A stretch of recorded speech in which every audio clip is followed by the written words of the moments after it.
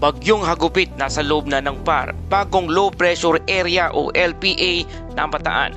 Magandang araw Pilipinas, ito ang Pilipinas Weather ngayon. Narito nating update sa panahon. Kung bago ka lang sa ating channel, please like, share, and subscribe para lagi kang updated sa panahon. Salamat sa iyong suporta. Mga kababayan, ngayong araw ng Linggo, May 10, 2026, narito na po ang ating update sa panahon. Opisyal lang nasa loob ng Philippine Area of Responsibility o PAR ang Tropical Storm Hagupit na dating tinatawag na LPA-05B. Patuloy itong binabantayan ng Pag-asa habang kumikilos sa karagatan sa silangan ng bansa. Huling namataan ang sentro ng Bagyong Hagupit sa layong 1,035 km silangan ng northeastern Mindanao na may taglay na lakas ng hangin na umaabot sa 65 km per hour malapit sa gitna at may pagbugsong hanggang 80 km per hour. Kumikilos ito pahilagang kanluran o northwestward sa bilis na 10 km per hour. Sa ngayon, wala pa itong direktang epekto sa alimang bahagi ng bansa.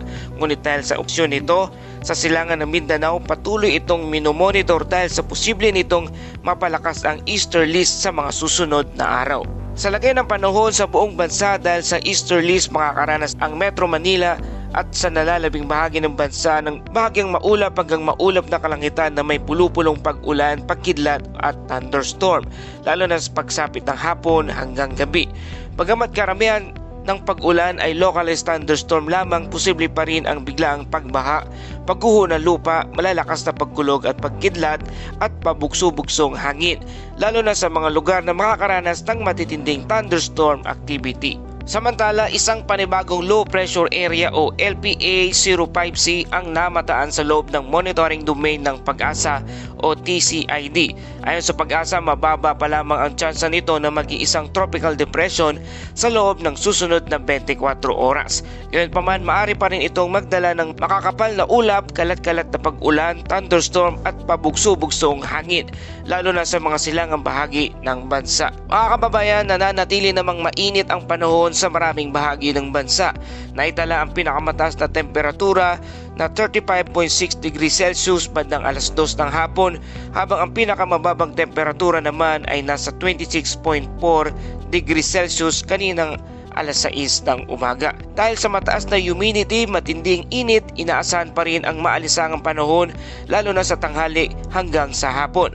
Kaya paalala sa ating mga kababayan, uminom ng maraming tubig, iwasan ng matagal na pagbibilad sa araw, magdala ng payong o panangga sa init at ulan, at manatiling alerto sa thunderstorm. Dako naman tayo sa kondisyon ng dagat. Sa extreme northern Luzon, inaasahan ang katamtaman hanggang maalon na karagatan dahil sa moderate to strong wind mula sa silangan hanggang hilagang silangan.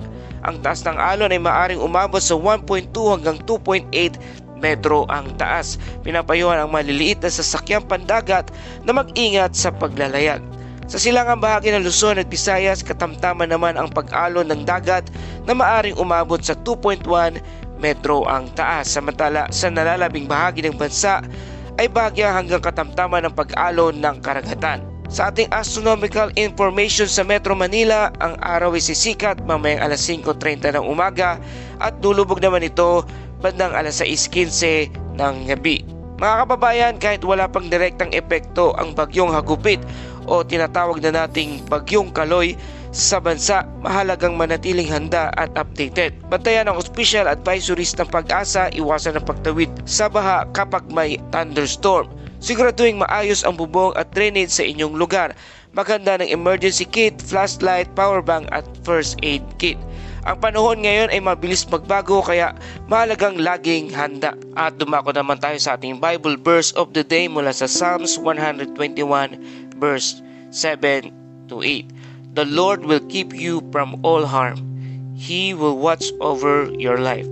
The Lord will watch over your coming and going, both now and forevermore. Mga kababayan, sa gitna ng pabago-bagong panahon at mga bagyong ating binabantayan, madalas tayong makaramdam ng pag-alala. Ngunit ipinapaalala sa atin ng Diyos na siya ang ating tagapag-ingat sa lahat ng oras. Maaring hindi natin kontrolado ang bagyo o unos ng buhay, ngunit may Diyos tayong mas makapangyarihan kaysa anumang pagsubok. Kaya habang tayo'y naghahanda sa pisikal na paraan, huwag din nating kalimutan ang manalangin at magtiwala sa Panginoon araw-araw. Maraming salamat mga kababayan sa iyong patuloy ng pagtutok at pagtangkilik dito sa ating channel.